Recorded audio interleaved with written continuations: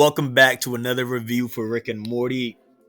So today we're reviewing season 6, episode 6, and I'm super excited. So the title of the episode is JURRASIC Mort. JURRASIC like Jurassic. So take a wild guess what this episode's gonna be about. The episode starts with Rick drinking a beer while watching the news. The reporter on the news notes that the rift in space is still not fixed, which annoys Rick. Morty tells Rick that he's going to be late to school, so Rick uses his portal gun. Yay, I'm like, whoa, let's go. He finally fixed it, right? We can travel to other places now. Except he didn't. Sometimes that happens. It's still bugged, and the Cthulhu monster from the open that always chases them each season actually appears. Rick easily deals with the monster, though. He just throws a pillow in his mouth and just sprays it a bit. And the monster would be like this powerful, terrifying creature. So I thought, I didn't think it would be just easily dealt with by Rick just spraying it. But then again, Rick did deal, the world-ending villain from the Vindicator. So, this is probably light work for Rick. Still wild to me that Rick dealt with such a universal threat so easily. So on the ride to school, Morty's happy that, Morty doesn't mind a portal gun being broken. Says he's getting a lot of high school adventures. Hope we see that in the future. But Rick gets really defensive and just takes it out on Morty. Huh? I'm fixing my portal gun, and every time you bring it up, it blocks my creative flow. And then I'm forced to take longer on purpose just to train you not to bring it up. Morty arrives at school, and we get to see his math teacher, Mr. Goldenfold. And he's both upset and also terrified of Morty. He's here again! Morty protocol, children! Apparently there's a Morty protocol, and every time Morty comes to school, they all panic. They legit have a special set of procedures just for Morty. Which makes sense though, like every time Rick's come to the school in the past season is like, I'm glad they kept that continuity going. Like the students realize what Rick does and how Morty's tied to it. So moving forward, we see these giant spaceships that look like pods, and they appear all across the globe. And we have a guy from Egypt make a hilariously bad joke. If these aliens want Earth, they'll have to go through Egypt.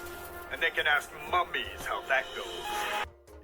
It's probably a reference to something I'm just not smart enough to get. If you do know, let me know in the comment section below. Out of the spaceships, though, comes, you guessed it, dinosaurs. We get a Brachiosaurus Rex, a Tyrannosaurus Rex, and a Triceratops. I might be wrong on those. Correct me if I'm wrong. I used to love reading dinosaur books as a kid, so I think I still remember a little bit. Then we see them use their psychic powers to dismantle the Egyptian military's guns, and the first lines they say are, Monkeys went bald? To be fair, I guess that would also be my first question if I've been gone for like thousands and millions upon millions of years. At the UN, the world leaders meet the dinosaurs, and the dinosaurs ask what happened to the rest of their species after they left Earth. Our president the other black president, Rick and Morty tells them, They died a long time ago, way before us. We didn't see nothing. The dinosaurs explain that they achieved harmony with Mother Earth, and afterwards, their best and bravest left to develop and advance other planets.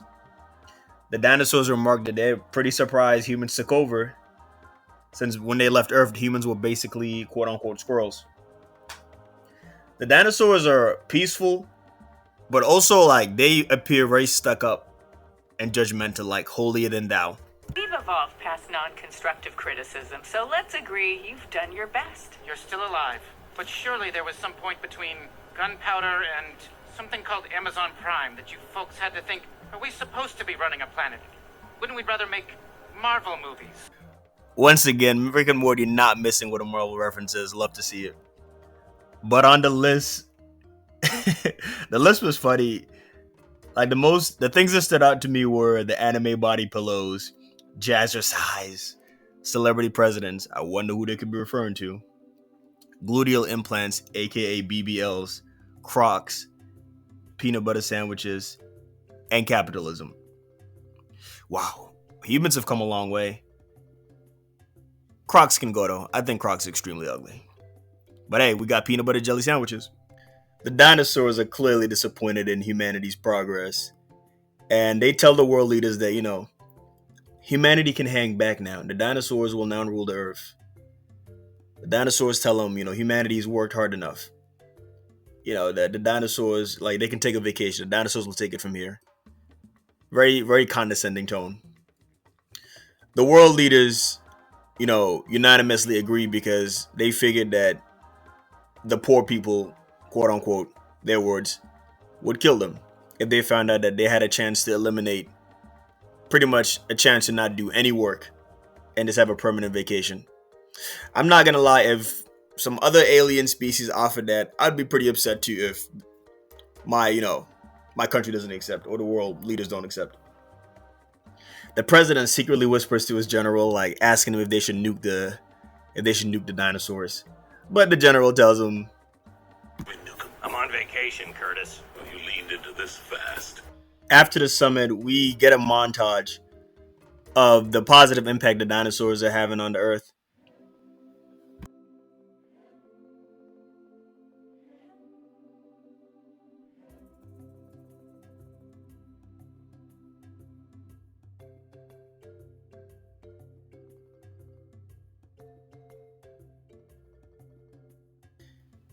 The dinosaurs are having an absolutely incredible impact. Food is free. No more jobs. There's no stock market. Just literally all the resources are now available. There's literally nothing to complain about. Except it's humanity, and there's always something to complain about, even when we get what we want. So we see the family is clearly frustrated. Beth feels useless without a job. So Summer apparently was making money on TikTok with her dance videos, but now her videos aren't getting likes because the dinosaurs regulated the app and got rid of a certain subsection. I can't say the word on YouTube, but a certain subsection of people that like watching teenage girls do dance videos. I really can't say the word, but you can put two and two together. Beth asks Rick if he's bothered, at all by this. But Rick pretty much tells her he was already doing what he wanted in the first place. So this literally no way affects him. Or so he thinks for now. With the family feeling so purposeless, having no job, nothing to do, Rick makes a remark that now they're basically Jerry's. So the family realizes and they rush to Jerry in the living room. And they're pretty much asking Jerry, like, what do we do? How do we beat Jerry? Jerry gets all excited and says it's finally happening. He goes upstairs, and it turns out Jerry has been writing a book. On a side note, on Jerry's computer, he has folders titled Forgotten 1, Forgotten Stuff 1, Forgotten Stuff 2, Delete This, curious what's in there, Titanic Beekeeper's Delight videos, pandas falling. We all love those videos. And snake wearing clothes and an ugly dog. So he has quite a diverse portfolio on his computer. Rick gets a call from the president, and according to Rick, the president only hits him up if he needs for emergencies or if he needs Molly. I thought that was funny. So they meet at a spot called Barbecue, run by a man named Bo. You'll see why that's relevant shortly. And Bo has a knack for giving worldly advice. So the president is begging Rick to get rid of the dinosaurs by any means necessary. Because he's been extremely bored with nothing else to do. He figures that since Rick is a man of little morality, according to the president, Rick will agree. And Rick, honestly, Rick is honest and tells him that I think I'm gonna side with you over hyper-intelligent creatures operating way beyond your comprehension. I have more in common with them than you. You pompous autistic cadaver. Now you heard it. Look here, Mr. President. When I need my ribs to be tender and delicious, I pamper them. See, if you give someone what they want, they'll give you what you need. I'm just saying. I see your point, Bo. All right, Rick. Name your price. Oh, crap. God damn it. How often are you Westworlding me? Hang on. Rip Tip's jammed his... Bo coming in, dropping the worldly advice. except he malfunctions. So it turns out Rick is actually the one who designed Bo. And, the president says he's been Westworlding him. That's a reference to a really, really good show. Westworld is a sci-fi, Western-themed show where pretty much guests come in. They pay, like, high-paying guests come in, and they interact with androids in this simulated world to live out their wildest fantasies. So they can pretty much do anything to the androids because the androids are programmed to not hurt humans. I'm sure you can guess how that's going to go. Rick makes a deal with the president. What Rick wants is apparently to host the Oscars. They didn't even know Rick wanted this. There might have been hints from other seasons, but... So Rick wants to host the Oscars as a reward for getting rid of the dinosaurs. The president agrees, and Rick goes to meet him in a hilarious but really condescending interaction. This is one of my favorite parts in the episode. So Rick tries to bribe the dinosaurs, offers them multiversal travel, ability to travel to different universes. But the dinosaurs actually reveal they've already done this, and they've adopted a one universe policy. They make an analogy to an airplane, saying that, put your own oxygen mask on. Pretty much saying that before they want to help other universes, they kind of want to take care of their own. They notice Rick's portal gun is busted, and they offer him a new and a seemingly improved one, where instead of a green swirl, you can actually see where you're heading to. Though we sense your gateway device is suboptimal, let us help. I don't need help. I'm here to help you. What the hell is this? A portal pistol. The gateways are see-through, not a green swirl. So now you can see where you're going. Clever girl. Rick's pride is clearly hurt by the fact that the dinosaurs, managed to invent a working portal gun while his portal gun is still busted.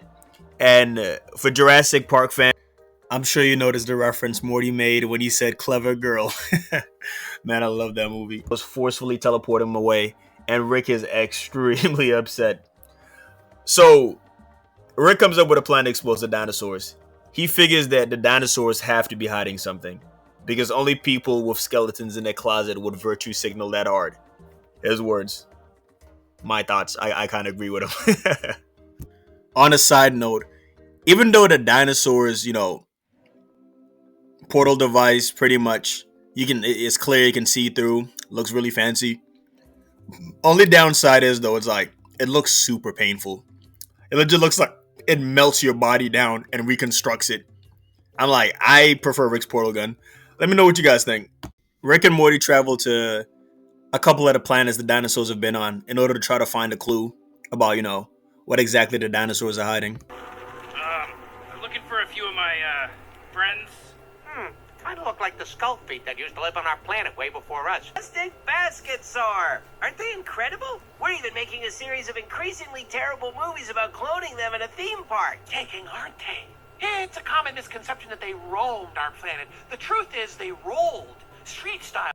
So it turns out every planet the dinosaurs have been on always ends up getting hit by a meteor, and the meteor wipes out the dinosaurs there and most of the species living on the planet. So that doesn't bode well for the Earth now that the dinosaurs have returned. Meanwhile, on Earth, the dinosaurs are holding a Q&A to help the people adjust to the life of having no responsibilities. Surprisingly enough, they actually showed Jerry's book, Never Trying Never Fails. And Jerry's super excited. That excitement is short-lived though, because they don't credit Jerry, because they assume that whoever wrote it would be above needing credit. Jerry is extremely and obviously pissed. I'd be too. Writing a book is a lot of effort. Plus, Jerry is probably never going to publish a book again. Not probably. Jerry's definitely not going to publish a book again. This was Jerry's one time to shine, and they took it away. Rick being Rick crashes the party and reveals. So Rick explains that the dinosaurs are actually, there's no surprise twist. The dinosaurs aren't evil. They actually mean well. But as the dinosaurs evolved and became more intelligent, another species of rocks also evolved alongside them. While the dinosaurs, wanted to do good for the universe, those rocks evolved pretty much. They're like evil rocks. As simple as it sounds, they target the dinosaurs and try to destroy wherever the dinosaurs are. This now means that since the dinosaurs are back on Earth, the rocks are going to be targeting them. They've been following them throughout space. The dinosaurs are obviously disappointed that, pretty much all the worlds they've been through in order to help and evolve pretty much end up getting destroyed. Well, dinosaurs on there and some parts of the species end up getting destroyed. And they're disappointed to be expected. This again highlights that a world where humanity doesn't need to want for resources, where there's no crime, is just a utopia simply not possible. Just that simple. After Rick reveals his information, the people on Earth turn against the dinosaurs, and the dinosaurs get booed off the stage. Well, this is a lot to take in. I like trains now. Okay, that hurt. So, as is common in our common culture, when people get exposed, dinosaurs go on several talk shows in order to explain their point of view and talk about what they're gonna do moving forward. They appear on the Anderson Cooper show, the Joe Rogan podcast. They made Joe Rogan look like a soup, like really, really weird dude, by the way. And the Wendy Williams show. The dinosaurs explain that since they're committed to non-violence, they plan to leave the Earth and go to Mars. There, since Mars is deserted, they'll wait and let the meteor strike them, thus sacrifice themselves since they're so holier than thou. And with the dinosaurs gone, Earth goes back to shit. So Rick holds the Oscar, and now the dinosaurs are gone. The president keeps his end of the deal. And Rick is super drunk, but he's hosting the Oscars, and we get to see several celebrities. The 95th Annual Academy Awards! Now please welcome your host, an old science guy who got rid of the dinosaurs, Rick Sanchez! Suck my great tits, Hollywood pinkos! Where's the mic? The raising mic! Tom Hanks is here! We see Jason Momoa, Dwayne "The Rock" Johnson, Johnny Depp, and one of my favorite actors in Hollywood, Tom Hanks. At the Oscars, Summer tells Rick about the dinosaurs' plans, and he decides to go and stop them. To be clear, though, Rick isn't going because he gives a crap about the dinosaurs. He's going because he just wants to be paid. He just doesn't want the dinosaurs to have their way. So we finally get to see what the meteor looks like that's been following the dinosaurs, and it looks like an angry ball of space gremlins. That's the best description I have. The dinosaurs are all about peace and self-sacrifice, so they don't want anyone to die. So they try to teleport Rick back to Earth, but Rick dino-approved this technology, so now they can't touch him. Rick taunts him, telling them that in their final moments, they'll die with an old dickhead. At least Rick knows that, at least Rick is self-aware to know that he's a dick. The dinosaurs eventually give in and end up destroying the meteor. Rick is happy he's won, he's got his way, and starts gloating. But the dinosaurs get back hit him by... To another, you're welcome. Well, as long as we're doing each other favors. Hey, wait, what are you doing? You fixed my rift, you fucking hypocritical cocks! It was all canonical and shit, we could have milked that thing for a whole season! Or like a 3-episode arc at least! Sorry, that's just us. We love helping. God beings to God being. Seriously, I was So the dinos dip, Summer's back on TikTok, and meets a person who wants to exchange crypto for foot pics. Back to near the start of the video, like I mentioned, you know the type of person I'm talking about. Rick reveals that he's finally fixed his portal gun and promises to take Morty to Boob World. Shit! Figured my guy deserves a vacation. Boob World! Damn right, and it's Areola week. Oh, alright! Good old-fashioned portal fun! Yep, like this. Oh! It's gonna be classic episodes, Morty. Morty's super excited. And that's the end of the episode. Or so we think. Rick is still upset, however, that you haven't liked and subscribed to the video. If you enjoyed this review, I'll be coming up with a lot more shows. I'm still new to this YouTube thing, so I'm trying to adjust. But a like and a subscribe will be very appreciated. Thank you for watching.